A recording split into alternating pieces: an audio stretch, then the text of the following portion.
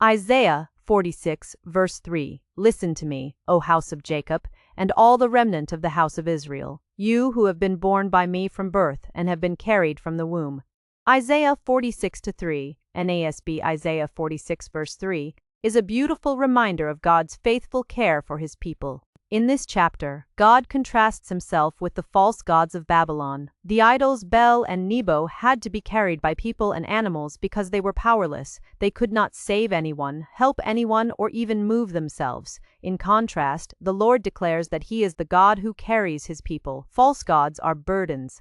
The true God bears the burdens of his people. The verse begins with the words, "Listen to me." God wanted Israel to pay close attention because they were facing difficult times. They were surrounded by uncertainty and may have wondered whether God had forgotten them. Before offering comfort, God calls them to listen. The same challenge exists today. Our world is filled with voices competing for our attention.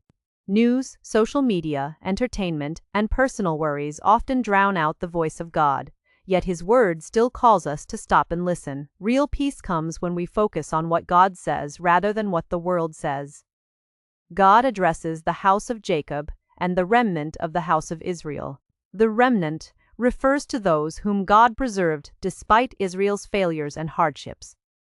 Throughout their history, the Israelites often turned away from God, yet he remained faithful to his promises. This reveals an important truth. God's faithfulness is not based on our perfection. If it were, no one could stand before him. His faithfulness is rooted in his own character. Even when his people failed, he continued to care for them. The heart of the verse is found in the words, "You who have been born by me from birth and have been carried from the womb." God describes himself as carrying his people from the very beginning of their lives. The image is that of a loving parent carrying a helpless child.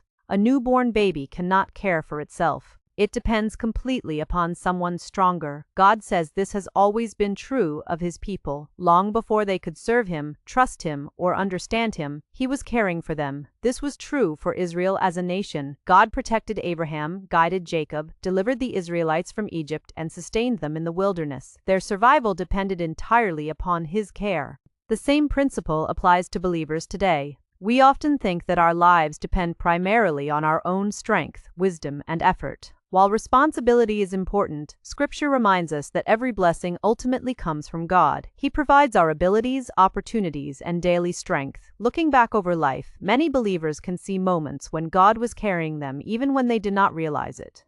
There were dangers they never saw, prayers answered in unexpected ways, and circumstances that God used for good. At the time, those moments may have seemed confusing, but later God's hand became evident. This verse is especially encouraging for people who feel overwhelmed. Many carry heavy burdens such as financial struggles, health concerns, family problems, grief, loneliness, or anxiety about the future. God reminds his people that they were never meant to carry life alone. He has been carrying them all along. The God who sustained them yesterday is able to sustain them today. For Christians, this truth points ultimately to Jesus Christ. Humanity's greatest burden is sin, a burden we could never remove ourselves. Jesus carried that burden to the cross and paid the penalty we deserved. Through his death and resurrection, he provided salvation for all who trust in him.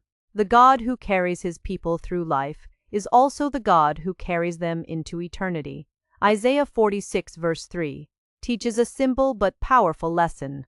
God's people are sustained not by their own strength, but by his. From birth onward, he watches over, guides, and supports those who belong to him. In a world full of uncertainty, believers can find comfort in knowing that the God who carried them in the past is the same God who carries them today and will continue to carry them in the future.